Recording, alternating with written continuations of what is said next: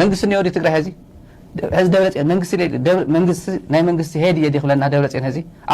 አዋኻይ ይዝዑል ዘሎ ፍሳም አንጀሲ ሰራዊት ትግራይ ክብሪ ሰራዊት ትግራይ ይሕሎ ለኹ ይኽለና ፍሳም አንጀሲ ክብሪ ሰራዊት ትግራይ ካብ ሰራዊት ካብ ሕላው ታይ ማለት እዩ ከምዚ ዓይነት ናይ ሰራዊት ዲታ ቢማናይ ዝገብር ሞራል ዝሰብር ከይትጋደልና አለ ትግራይ በሶሻል ሚዲያ በቴሌቪዥን ቃለሰ ካብ መቀላም ምትካስ መራሒ ሰራዊት ትግራይ ይኽለና ህዝብ ፍሳም አንጀስ መንግስት ትግራይ ይመርሕ ለኹ ይኽለና ደብረጽዮን ከመይ ገይሩ ሞ ኢልኩም ጠራኒፍኩም አብይ ዘይትዎ ካኩም ዚ ዓይነት ሓፍ ሃዘር ዝኾነ መራርሓ ኢልኩም በቃ ኣይከኣልናን ይቕሬታ ትግራይ ከምዚ ነገረ ገጢሙና ኣንዮ ክደም ሓድረይ ከኣልና ትግራይ ሰራዊት ትግራይ እውን ክብሪ ክንሕልወለ ይከኣልናን ኣብ ትግራይ ዝንሆ ስርዓት ዘይብሉ ሕጊ ዘይፈልጥ ሞራል ዘይፈልጥ ክብሪ ትግራይ ይፈልጥ ከምዚ ገብራና ዘሎ ኣዲስ ኣበባ ዝንሆ ንምንታይ ነፃነት ንየኒ ፍቆድ ኬንያ ገለ ተሰዲዱ እውን በሎ ዝብለሎ